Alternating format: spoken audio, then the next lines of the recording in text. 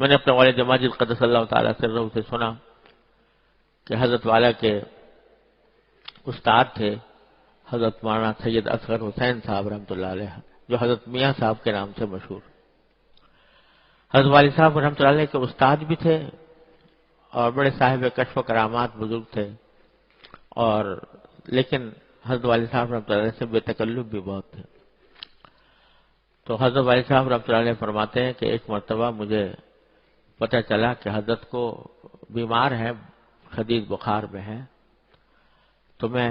عیادت کے لیے حاضر ہوا ان کی خدمت میں۔ تو دیکھا کہ بخار میں تپ رہے تھے، شدید بخار تھا، تیز بخار چڑھا ہوا تھا۔ تو جیسے جا کر پوچھا جاتا ہے سب حضرت کیسے مزاج ہے، طبیعت کیسی ہے؟ فرمایا الحمدللہ اللہ تعالیٰ کا بڑا کرم ہے، الحمدللہ میری آنکھیں ٹھیک کام کر رہی ہیں، میرے کان ٹھیک کام کر رہے ہیں، میری زبان ٹھیک کام کر رہی ہے، اللہ تعالیٰ کا شکر ہے مجھے فلاں بیماری نہیں ہے۔ تو جتنی بیماریاں نہیں تھیں ان کا ذکر کیا کہ الحمدللہ اللہ نے مجھے ان سے محفوظ رکھا ہوا ہے، ہاں بھائی تھوڑا سا بخار ہے، دعا کرو اللہ تعالیٰ یہ بھی دور فرما دے۔ تو وہ جو بخار کی تکلیف تھی اس کو آخر میں ذکر کیا، اور جتنی تکلیفیں نہیں تھیں اور جو راحتیں میسر تھیں ان کا پہلے ذکر۔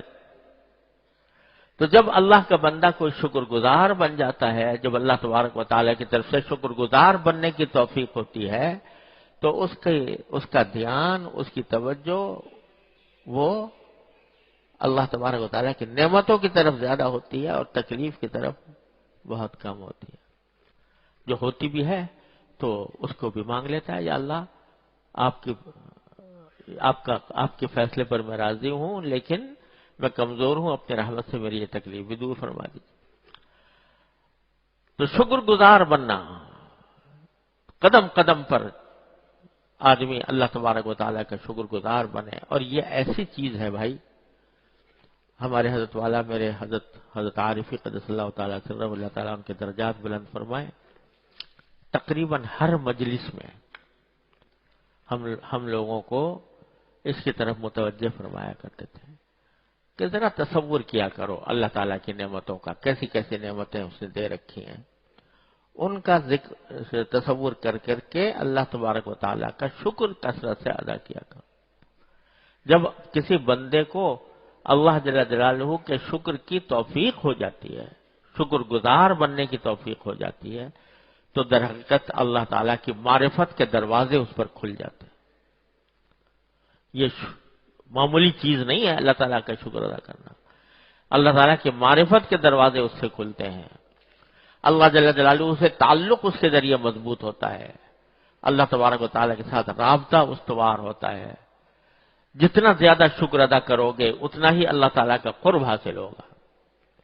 ارے یہ تو ہے ہی وعدہ اللہ جل جلالہ کا کہ لئن شکرتم لازیدنکم، شکر کرو گے تو اور دوں گا،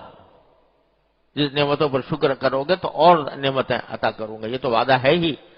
وہ ملیں گی انشاءاللہ۔ لیکن سب سے بڑی بات یہ ہے کہ شکر کی کثرت سے بندہ اپنے پروردگار کے قریب قریب قریب قریب ہوتا چلا جاتا ہے، قرب نصیب ہوتا ہے اللہ تبارک و تعالیٰ، اللہ تبارک و تعالیٰ کے ساتھ تعلق مضبوط ہوتا ہے، شیطان سے حفاظت ہوتی ہے۔ شیطان جو ہے نا، اس کا سب سے پہلا حربہ جو ہے بندے کو ناشکرہ بنانا ہے،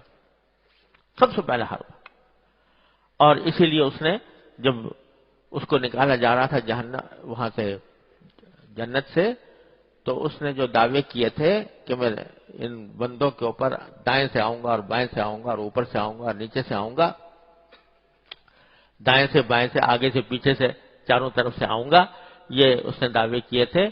تو کیا کہا تھا؟ وَلَا تَجِدُ أَكْثَرَهُمْ شَاكِرِينَ، میرے اس حملے کا نتیجہ یہ ہوگا کہ اکثر لوگوں کو آپ شکر گزار نہیں پائیں گے۔ تو ہمارے حضرت فرمایا کرتے تھے اس سے معلوم ہوا کہ شیطان کا حملہ سب سے پہلے یہ ہوتا ہے کہ بندے کو شکر سے ہٹائے، اور شیطان سے حفاظت کا سب سے بڑا راستہ یہ ہے کہ اللہ تعالیٰ کا بندہ شکر گزار بن جائے۔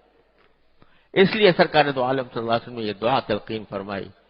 کہ میں اے اللہ آپ سے مانگتا ہوں، آپ کی نعمتوں پر شکر مانگتا ہوں، شکر کی توفیق مانگتا ہوں، کیونکہ ہر ایک آدمی کو یہ توفیق نہیں ہوتی، اللہ بچائے، اس کی نگاہ ہمیشہ ناگوار چیزوں پر رہتی ہے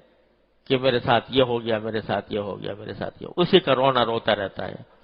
لیکن جب بندے کو اللہ تعالیٰ شکر کی توفیق عطا فرماتے ہیں تو اس کی نگاہ نعمتوں پر